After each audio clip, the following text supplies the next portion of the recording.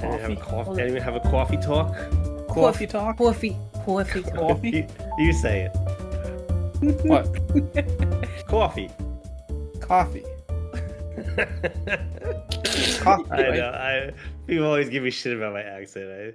What do you call the But metal? I say, What do you call the metal gloves that a knight wears?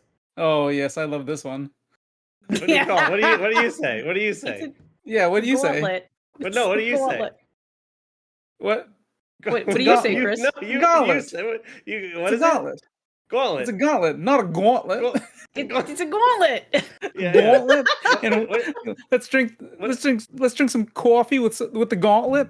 Yeah. What do you call ground up? What do you call up ground up like lips and hooves in a intestinal casing with ketchup and mustard on it? Hot dog. Sausage.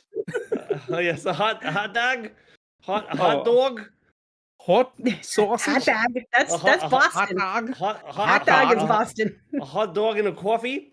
This can't be our warm up conversation. Yeah, we can cut this. we can do better than this. No, the other day I was sitting on the subway and I was just looking down at myself. What? Like, Ooh. well, as opposed And to that's the, when we yelled penthouse. Jay out of. yeah, as opposed to like regularly when I'm like in the mirror, just looking down at myself, just like, you suck, you piece of shit, you're worth nothing. no, I was just like looking down at just like at my legs, like having like a little out of body experience, and I was just thinking, man, legs are weird. Oh, okay. Like we're weird as like just creatures. Like we just think that we're not because we just have these like like these like little arms and gangly things like opposable digits and like legs and arms are weird. Lap, no lap, lap, no lap. I was just seeing because I was like sitting down and I was just like, you guys are useless right now. I guess they're keeping me kind of like stable. What have you done for me lately? But I wasn't You're like so wasn't negative walking about your around body on them. parts. No, I love them, but I was looking at them and like, what do you? I just like I didn't know what to do with them. It was like a crowded train. I had them tucked in and under. And You don't want to be with their parents at the mall. It's like, oh, you're making me look uncool, legs. I don't know. I don't like the look of thumbs. Thumbs. You got a thumb problem? You got a problem with my Specifically thumbs? thumbs though. Specifically with thumbs though. All the other fingers, okay. Thumbs, I don't know. Just All right, Chris. don't like it. I could make you have a problem with pinkies really fast. Oh no. You ready? Sure. You ready? You ready? Look how short it is. That's really short. And yes, it's fully functioning. Okay, for the audio listeners out there.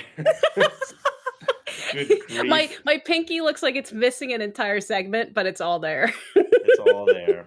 Wow. Yeah. Apparently, it's a really rare genetic thing. It's I don't remember what the name of it is, but yeah, pretty rare. Body parts are weird, They are They are. weird.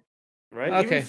Even faces for a long time. If you ever just like watch somebody talk and just like stare at their mouth. Like mouths Yeah, okay. are gross. Like just like all these like open things, like just orifices in our head full of like teeth. And, Yep. like, No, just I agree. They're so gross. It is weird. And- Teeth are weird. Dreams about teeth are weird. Like, what the hell? Doesn't that mean you're gonna die? If a mouth is anywhere other than where it's supposed to be, it's so gross. That is, oh my god, that's a really good rule. So teeth dreams. Name of the episode right there. No one is clicking that at all. I think that's Teeth universally dreams. horrifying. Do androids dream of electric teeth? Okay. Teeth.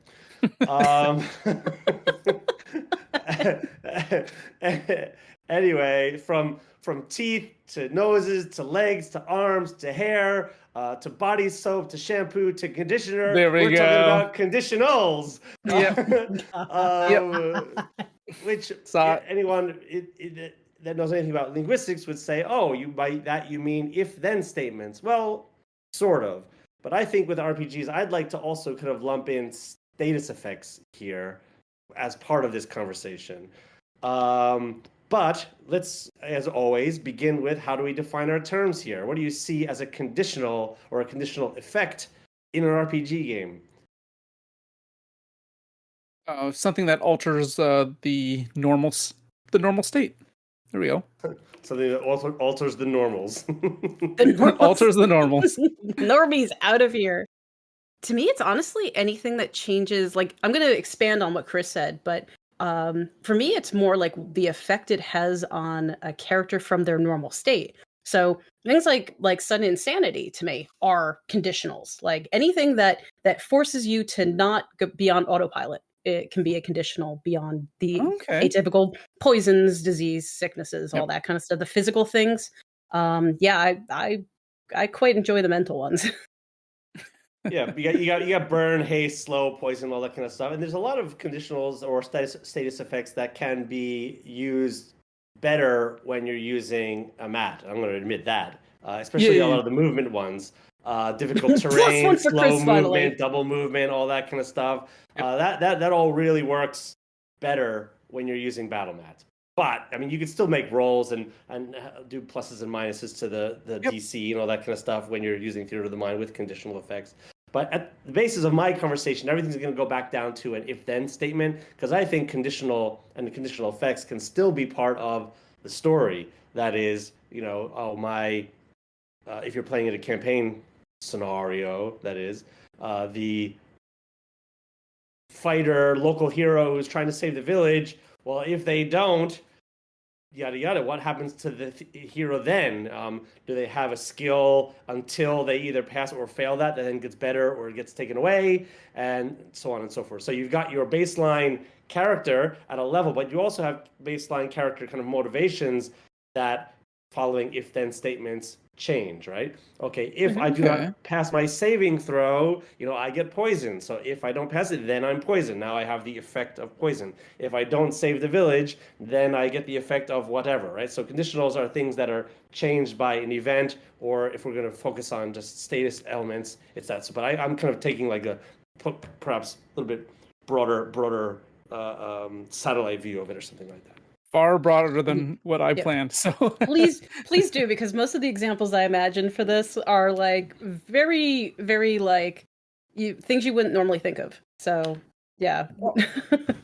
A lot of the conditionals I'm used to are the ones that are almost primarily used in battle. Very few of them are social in terms of like conditions and things like that in like sicknesses and all the things in the glossary for the Pathfinder core rule book. So now I'm going to challenge that, because if a character has sickness, some kind of a plague, illness, whatnot, like a physical manifestation, it does become social very fast when you move into the first village while you still have that condition and they think you're a leper. So that does get a little bit into our next conversation with diseases and things like that. So maybe let's table this for a little while. Playing drow characters that can't enter a village because they're drow or something like that, right? In a sense, having a conditional effect that is their character race or species or whatever you want to call it, right? Okay, well, let's begin with the easy ones then. Let's begin, proverbially easy ones in a sense. The ones that are the more common. The more common sort of status effects that happen to a character in combat that can become can make the combat more difficult. Okay. Do you want all of them? Because I have all of them. Don't give us all the list. Yeah, like I want it. Listeners turning off. Can you break them down into categories, perhaps? Okay. Break it down. Bodily harm, right? So that's like bleed, bloodied, disabled, dying, dead, right? You have like illness, sickened, nauseated, poisoned, disease, necrosis, right? Like ongoing effects, like burn, ongoing damage, acid, sensory. So maybe this is where we can like start to talk about some of these things. Sensory ones like blinded, right? And deafened. These definitely change how you would approach pretty much every aspect of your character. But it's interesting when you're listening out or like attempting to sort of compartmentalize all of the status effects into categories. The way I'm hearing it is I'm just hearing the core 6 stats, right? Strength, dex, con, intelligence, wisdom, charisma. right? And so basically, what you can assume then, and this is kind of getting back to what my baseline, which is, I just I'm going to take the core stat, find a way to augment that, and then get in the way of it, or not necessarily hinder it, but maybe or park it. Just give it a little flick. Oh no, I'm comfortable getting flicked. Gonna have to think about this one. Is flick a conditional in this case? Thank God we play over online, Sandra. Otherwise, that'd be an X card moment right there. Hey, boink, ow. No, that's very interesting. I never saw it that way, as it's all affecting basically one stat in one way or another. To me, it really feels like it's forcing you to use tools that you don't normally use. Like if your primary quote unquote fireball is taken away from you, what do you use to fight now? Like, depending on which conditional you're throwing at your players, you're definitely forcing like upheaval of their normal routine. Well, yeah, or you're like either the character themselves has been hexed or baned or something like that, to use some of the 5e lingo, or they walk into a battle where, they are a wizard that casts primarily fireball. Here's looking at you, Scott, and walk into a battle where all of the enemies are fire resistant, right? So they have that kind of effect. Now what? What I think you could do, though, as a good GM, then, knowing that you have a player that likes to play, that has kitted out his wizard to do primarily fire magic, is you put something in the room that maybe augments the fire magic to do something else. So now if they can figure it out and they roll like an intelligence check or an arcana check or something like that, they're able to sort of dip into the weave and then turn all their fire magic, because like, what is fire on our realm, right? Or maybe they're using some sort of ethereal fire or whatever, and they change the fire so that it now affects them, right? So you're still using fireball, but you've added a check on top prior to the spell to see if they could somehow like kind of magic cast it into something else. And then you're just using the mechanics as written, and you're not kind of gimping a character that wants to have fun at the table for a one-off or whatever. Gimping a character every now and then is kind of fun, though, because, come on, you can't be using Fireball for every combat encounter, right? Come on. I mean, you technically can. No.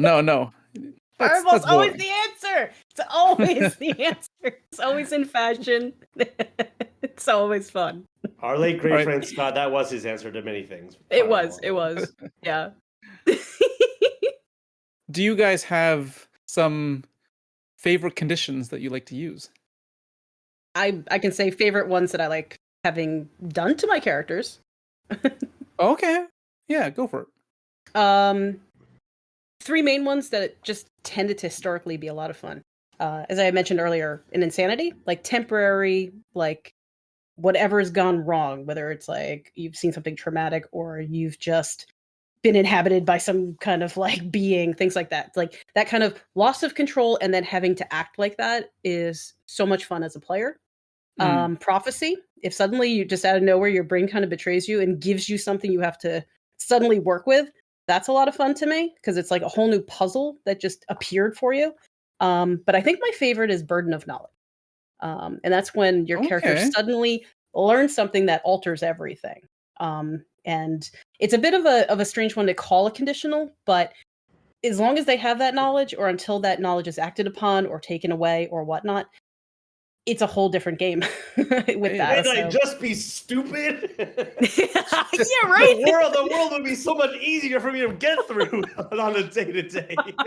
I don't want to be a hero.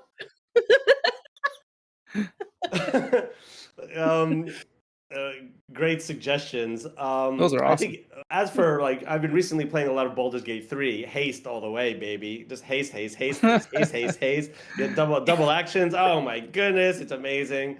Move, fast move, speed. All players love it too. Ogre strength, all that kind of stuff. Very fun.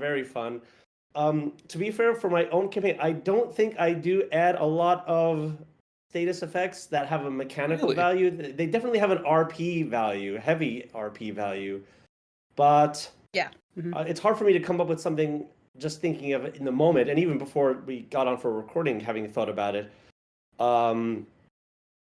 I'll leave the player's stats sort of alone. Definitely to make combat unique, I'll add burdens to like what a player can or can't do based on certain things. Oh, like maybe the conditional is the fact that they have to do this combat with one arm because their one arm is kind of chained to the barred gate or something like that, or they also have to do this combat while on the top of a moving speeder boat, and so the conditional effect is that if you lose a dexterity check, you might fall off and get real hurt. So I do that a lot. Yeah. But I don't think I do like, oh, you're poisoned now or you're frozen now or things like that a lot. I mean, you did a fun one last week actually. One of our players just got blackout drunk. Great decision to be after what he'd seen. But for the whole rest of the day, like recovering from being blackout drunk, the hangover, everything, he was like down a dice roll, basically. And that made complete sense to me. And it made complete sense to him too, because he really like physically fucked himself up. So of course, everything you do that day is just going to be so diminished because you're just a wreck. She's burying the lead here because the reason the character did do all those things is because her character did something completely awful, and then the other character had to basically finish the job, as it were. But we'll leave it at that. Remember, it's not a war crime if it's the first time. Yeah, spoilers in the show notes below. How about you, Chris? I like using bleed damage. Especially if it's a lot of bleed, right? Because you have an urgency to fix it. Oh yeah, but also it's right. But also it's not something that's incredibly difficult to get rid of, right? Like it just often requires like a heal check or even just a small amount of like a magical like repair really to fix it. So, but if like someone's constantly doing bleed damage with their blades of blood. Or whatever. Blades what of a perfect bleed. name! Oh boy. We bring the creativity here first at the RPG Podcast. Blades of shearing. I don't know. Yeah. The blades of edge shearing. Oh no! Yeah. Look at my muddy face. I don't know why I'm popular. Everyone's like, I unsubscribe. I love Ed Sheeran. I'm really sorry, Ed Sheeran, if you're listening. He doesn't mean it. No, I do. Also, like drug effects, right? When players get hit with a powder that they are forced to inhale and start to have like psychedelic visions. Right, fun. Psychedelic stuff is very fun. Visions and dreamscapes are really fun. Coming from the teetotaler of the group here, hey, I love drug effects. Hey, what'd you have for your birthday last night? Cup of tea. Every great show though has like one trippy episode, right? Think of like a Cowboy that Bebop experimental one, that one where you're just like just out of your mind, right? So yeah, where Homer kicks the turtle all the way over the. You know what I mean? The coyote. Wow. It's the coyote. Sorry, yes. No. I just got a status effect of nerd cred failure for the rest of my life. Yeah, but going back to the core stat idea. So I mean, I think that's an interesting thing about players. That's a starting point for players who want to create their own original status effects. Take just one of your core stats and then find a way to augment that in some way. I mean, some of the ones are a bit easier. Strength and con. Okay, you get weak or you get sick. All right, but now, like, how do you affect wisdom other than just say, yeah, you go to school, stupid? Yeah, and I came out the same way. But wisdom could just be indoctrination. Like you've forgotten or you no longer believe in the things you used to believe. That's right. Yeah. I cast Maja on you. my Maja's power. Okay. Anyway.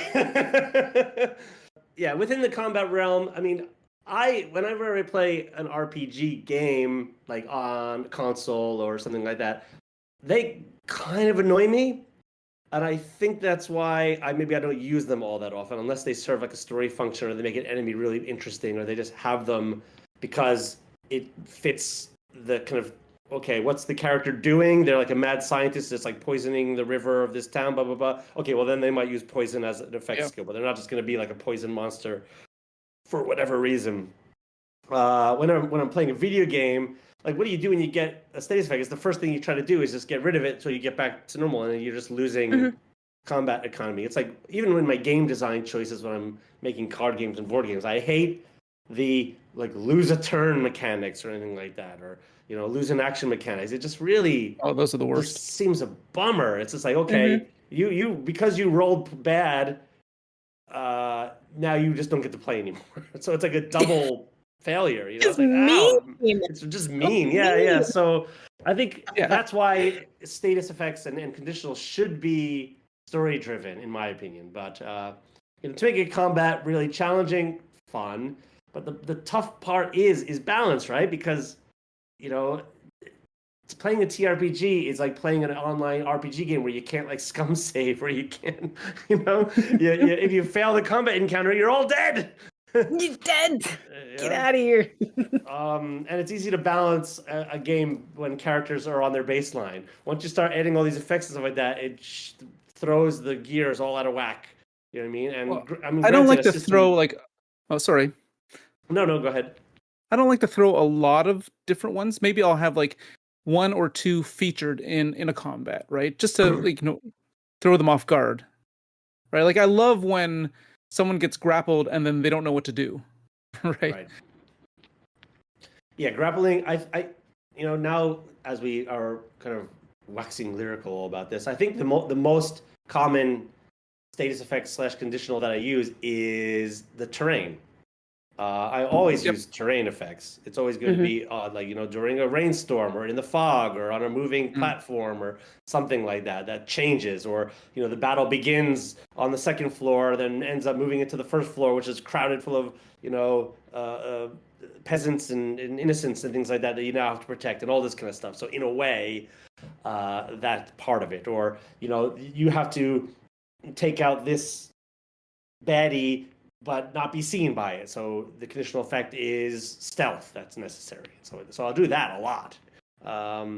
But yeah, I think I'll stay away from gimping characters though.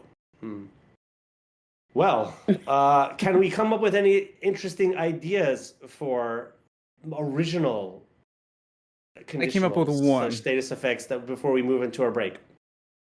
I came up with one that I think is pretty awesome. Now, maybe this isn't original. I like to think that it is, but who knows?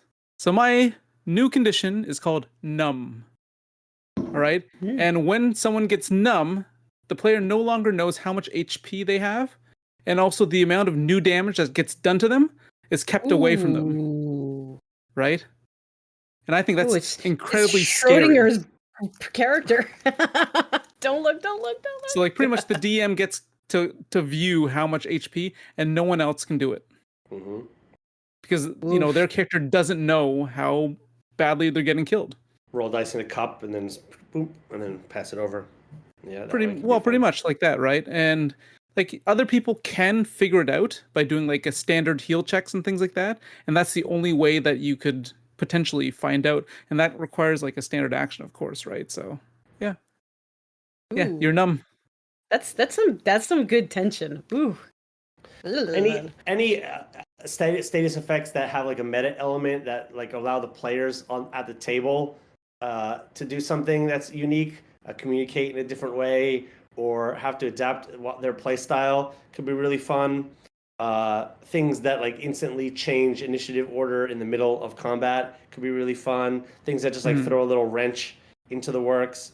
So those are some options that I have. I think any status effect that could add more unique qualities to the sort of like olfactory senses, like smell, taste, stuff like that, could be really interesting. So, your character has now been cursed with the thing that everything tastes like, mint chocolate ice cream or something like that. And so for some, or cilantro, and for some people it's amazing, and for other people it's just like hell on earth. And that just becomes like no, and then now, and just like any other status effect, the second you get it, the only thing you want to do is get it off your character. So that just becomes side quest time. Yep. So it could be very fun, and then that could be like a running gag that every time they get into a new town, they find the alchemist who gives them this new potion that just alters the flavor. Now they can never get it back to the right. They're coming out of like the long COVID or something, and now everything just tastes like cream corn, and now everything just tastes like pork chops and orange chutney or something. Do you like lock that. in your savings, or do you try again? Yeah, you try again. Yeah, exactly. Okay, I'm good with that. Homer Simpson, going back to another Simpsons reference. Homer Simpson going through time, and he finally gets the one where it like rains donuts or whatever. But everyone has like lizard tongues. But that's fine. Close enough. That's good enough. He didn't stay in the one with the one where it was raining donuts, unfortunately. Yeah. My one weird conditional. You got to think about it for a moment. But culture is the conditional that can mess with all of your players in different ways, especially if one person is that culture. How everybody treats them is going to be vastly different than other people at the table. So leaning into your cultures and how they're going to directly impact the players with the choices that they made in their characters.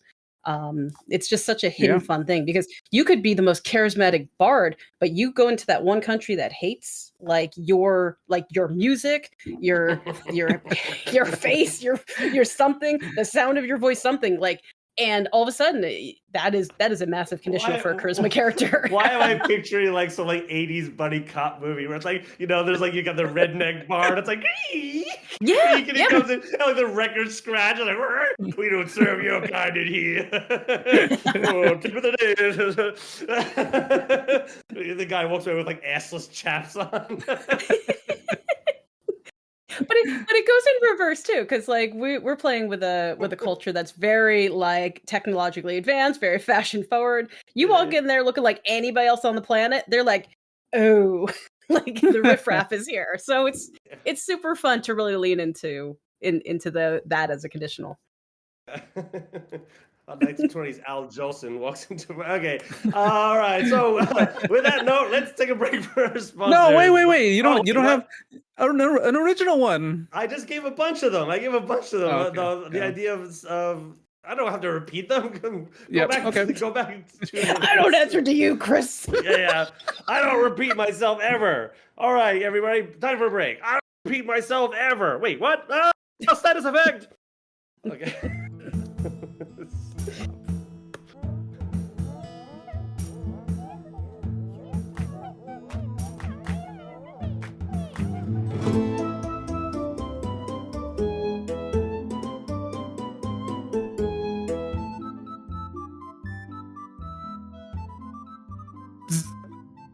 Ouch! Did I hear someone get stung by a bee? Yeah, I was just eating a juicy mangosteen, and out of nowhere, a bee stings me in the eye, and now I have to deal with all this pain. Well, you're in luck. I have just a thing. It's Pain Waner. Pain Waner? What's that? Pain Waner is a topical paste that wanes any pain, no matter the bane. Just smear it and you're clear. The secret ingredient is the rare sap from the anesthesio plant. That and love and compound 30XA. Wow, I can feel it already. Some would call that a miracle. You said it, Cornelian. Just listen to some of our other satisfied customers. The other day, I had a bad case of sore throat. And, in my line of work, as a soprano for the Metropolitan Opera, I can't go to work every day with a rope that sounds like this. So when I used Pain Waner, I felt to the moon, and I can now sing the magic flute like I used to. Thanks, Pain Waner. Some people experience sleepiness, acid reflux, fatigue, and random bloating. Except for that one time when I fell asleep on stage, you jabronis. Yesterday, when I was running from the fuzz, I fell down 11 flights of stairs and suffered from 8 broken ribs, fractured skull, and splinters in my spine. Splinters from my spine puncture my liver. But I'll tell you what, I don't feel a damn thing. What? CBS News. What question? Did you count the stairs on the way down? What? you said 11 stories. How did you? Never mind. Next question. In rare cases, pain waner has been known to cause petrification, greater confusion, deja vu, petrification, greater confusion, deja vu, equilibrium disruption, and death. Let's hear from one of our satisfied customers. Exactly. Those with a sensitivity to demonic possession should consult a cleric before use. If you have been in a recent contact with candles, horse-stander, or circus folk, pain waner may not be for you. In a world of bees, goblins, stairs, and children, pain waner is a crutch that you can stand by. Ask your snake oil merchant if pain waner is right for you. When did Owen Wilson turn into country guy? Yeah, I don't know. Right now. Wow. In a world of bees, goblins, stairs, and children, pain waner is the crutch that you can stand by. Wow. Thanks, pain waner. Pain waner. Wayne the pain. Pain waner.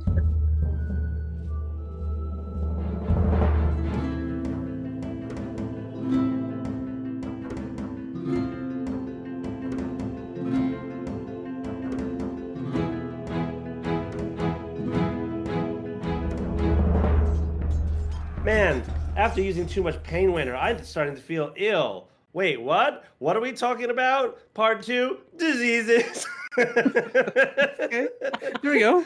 Yay! Yay! Yay! I ate too much McDonald's. Now I'm sick. Yeah. I have the meat sweats and, nugget gut or whatever. Nuggy gut. Nugget. And a cheese baby. And a No cheese such thing. baby. That's right. And a cheese baby. All right. How do we talk about diseases? Well, I mean, they're kind of a conditional / status effect, but in this case, I think we're looking at status effects that are kind of long-term, deteriorating, and potentially fatal. Yay! Why are we so long-term, debilitating, and fatal? Was that all the air being Yay. sucked out of the room? Let's make it fun. It's sprinkles. Disease sprinkles. Disease? Wow. I find disease is such a broad term though, right? Yeah. Because there's so many different kinds of diseases. Mhm. Like there's ones that you can catch through viruses and things like that, but there's also natural aging and stress can create diseases. Uh-oh. Yeah. Now you ageist Takasaki over here. Hey, old man, you got a disease. It's called being 80.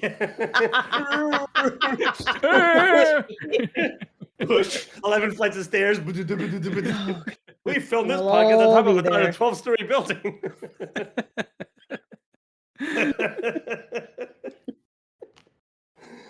All right. How do you do diseases in TRPG? Video games.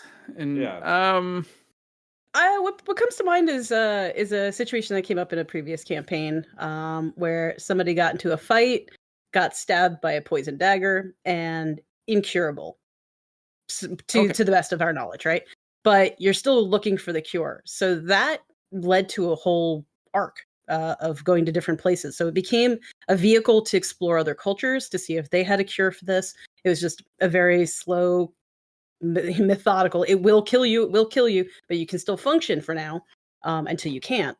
So I quite liked that because there was a ticking clock, but it wasn't so nobody else was going to catch it. Nobody else was going to it was just eventually going to destroy his body. Right. But we wound up going to places we never would have because we didn't have a purpose before. But that kind of set a fire under us to go to explore the whole local area rather than go on the main trunk of the quest. So I feel like the search for cures can be a really fun thing, and it can really add a lot of depth to the character who's enduring it and the characters who are trying to save the person.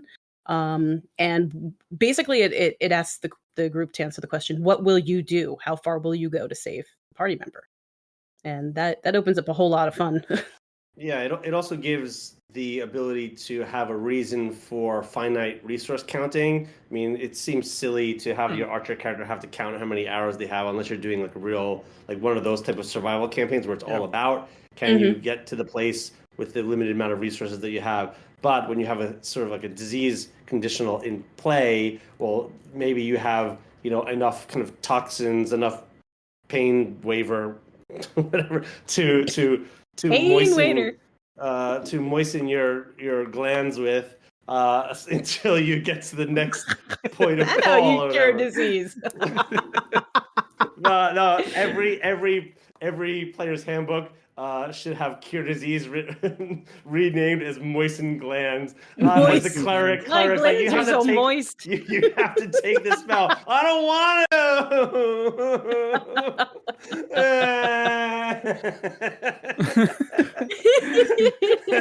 We'll give you a spoon of sugar. And you have to say it every time when you cast it. Moistened glands. Oh god. Die him down. I keep getting sick. Oh, like then there's like the bard just keeps tipping his pinky toes in like the poison bog. Oh, stop doing it. Oh no, not again. It's a silly place. It's a silly place. Where do you stand on remove disease as a spell? Why not do it? I mean, it wouldn't work if you the point of the campaign is going to be trying to find the cure for the disease X, which is the central to the thing. But of course, remove disease won't be able to remove that thing, right? If you're going to use it as you're going to have this until you use cure disease or find someone that does, well then, yeah, why not?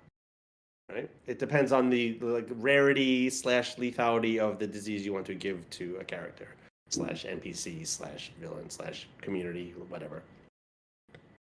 I don't know. Like in Pathfinder, it's a 5th level cleric spell. That seems pretty low. 5th level. Yeah. And that's why I don't really like it as that level. Like, someone's had a problem with schizophrenia for their entire life. Hey, 5th level cleric. Boom. Goodbye. I don't know. Know about that. Well, this is why I've just given up on using any of those kind of 5e kind of Pathfinder spell sets and just use, in fact, anyone that is a spellcaster in my world basically has some sort of disease as well, which is the effects that the spell have on their body. It's just, using such power, has an effect. Burning the candle down and the wax melts, and so too do their bodies get racked by it. Make it worth it, yeah.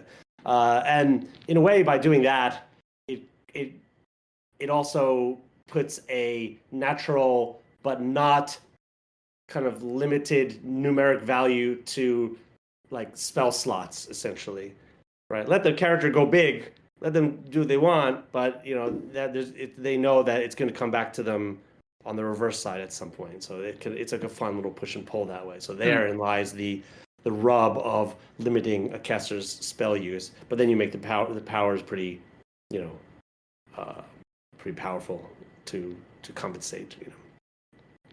Extra big fireball. That's right. Yeah, it's like Taco Tuesday. You grant your party Taco Tuesday. That's a one-legger. Okay, I don't quite understand that one. You lose the whole leg for it. You gotta lift up a leg. You gotta lift up a leg. One-legger. Oh my god. I love to slowly whittling down Chris's innocence. We should rename the podcast Ruining Chris. Jay corrupts Chris the podcast. Oh my god! After a few years of doing this, you're just gonna be like, you're gonna be like the Tasmanian devil. I look forward to future Chris. Every one of the Looney Tunes characters have some sort of disease of the mind. They're all lunatics. Yeah. It's on the package, right? Yeah. How about magical diseases? They're the best ones. Yeah. You can be so incredibly creative with that. Yeah, like what makes wild magic, or what makes it a specific type of wild magic? Like even your regular spells start to do the thing that they do, plus something else, plus boils. Who doesn't like? I like how you said boils. Boils. Boils. Boils. Plus boils. Boils. Yeah. There's a spin-off Popeye series where he marries Olive Boil. Oh God, no! Hey, Popeye. That is also in the donut and lizard tongue world. Yeah, Brutus, you can have her. Yeah, he's like, ugh. Wimpy is like, I got this. Okay, Jesus Christ. I'm like human trafficking Olive Boil over here. I think we have a disease of the mind right now. Agreed. At least one of us does. So I want to bring this back to Chris though, because I'm curious with you supporting like cure disease, right? Like to me, and this is probably just the MMO player in me, where it's just like, okay, somebody's got a curse, I have to decurse them and hit a box, right? And it's just kind of like just a busy work. Like I think that's the right way to define it. It's just busy work. So how do you use diseases knowing that your players have the ability to just get rid of it without it just feeling like busy work? Because I think that's kind of the key to me is why throw it in there unless there's problem solving. Well, see, okay, I have different levels of diseases, pretty much, right? And I'll often throw in a little bit of a wrench where not all diseases can be cured by cure disease. It can only cure up to maybe a certain level, or maybe there will be a role involved, right? Mm-hmm. So using their caster level as kind of like their base, Okay. and maybe it also has kind of its own DC as well. Okay. Now, Right? how do you balance that though? When like if a class has that in their kit, assumedly they don't have something else in their kit as a result, like for balancing, for class balancing. And I'm talking a little bit almost like from a gaming, like an online gaming perspective here, but I think it carries over. So if you're not using decurse or cleanse or whatever it's called depending on the system you're in, like the frustration of going, well, why even use this if it really doesn't seem like it's going to work for this? You're, in my opinion, you're sort of like robbing the player of like one of their spell slots in a way, or their spell abilities. So how do you balance the frustration of going, oh, well, I'm not even going to bother because this is obviously an important disease, so it's not going to work. I rolled up the charisma character, and now we're not visiting a single village though. Well, in a way, yeah, in a way. The thing is, it becomes, like you said, like a quest if it's too high, right? Mm-hmm. If it's something that they can solve, if they use, remove diseases the first time and it doesn't work, there's still the chance that it could work on a crit. It could still work if they go somewhere specific or get even more help or get like more mages that also know it. So it becomes kind of like that story-based travel if they're unable to do it the first time, right? So the answer is not 100% no ever. Is well, that basically it? There are some times when I do that, right? For things that are what I call like divine curses, spells, diseases, or effects, right? Things that the gods have sent down that, male pattern baldness. Hey? That is a curse, not a plague. Sorry, Jay. I remember when I had long hair. Oh man, that would take forever. So much money. To shower. So it almost sounds like there's different ranks in a way. Like if you're doing with a deity disease, like that's now a term. No, you're that's a quest. And that makes sense. Like to me, that makes sense as a player. Like I'm not a deity. Why would I think that I could take out their disease? Makes sense without going through the ringer. So what would a player dispellable disease look like to you? Like no, is and it just any of the common ones that they have, right? Right. For instance, like crabs, like crabs, yeah. Like the bubonic plague, leprosy, those kind of things. Yeah, I could sure use something like that. Oh, Olive Krusty? Boyle, you're the Krusty the worst. Clown? No, it's Olive Boyle, our new character. Oh. Wow, she's gone downhill. Oh boy. That's a really good Krusty, by the way. It's Krusty's origin story. But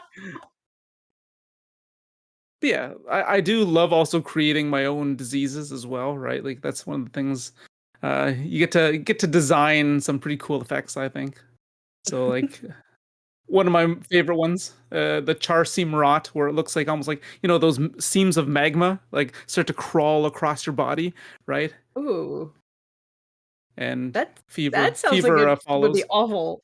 Oh yeah, it's a deadly disease. It's one that will certainly take care of you if you don't take care of it. You get the fever. Is that roasting meat? It's me. I'm the roasting meat.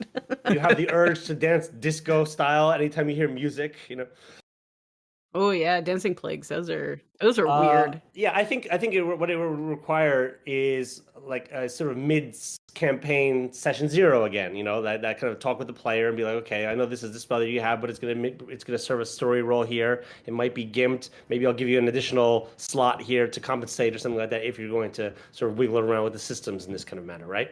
Yeah, Communication. often players are also aware that there are, some spells that shouldn't just like cover all, right? So, yeah. Exactly. So no, all those level 1 wizards that are trying to take the onesie cantrip, you just get right out of Chris's campaign. Yeah. That all your pajamas can be buttoned up and 2 pieces, if anything. And all the bars, you guys get the old-timey ones with the little button flaps in the back. Yay, button flaps. Go back to the Halloween episode for more of that. If you dare. All right, so button flap, onesies, char seam rot, one-leggers, and olive boil. Oh, boy. Okay, slash Krusty the Crowd. That's a really good Krusty. It's so crusty, Jay. I really hope that our listeners add some of their own ideas for interesting conditionals / diseases down below. Keep it safe, kids. Keep it curable. And smash that doobly-doo. Doobly-doo. Until next week, we've been the 3AG Podcast. My name is Jay Underwood. My name is Chris. And I'm Sandra Rosner. See you next week. Ciao. Bye. Get out of here, you Wanker. stink.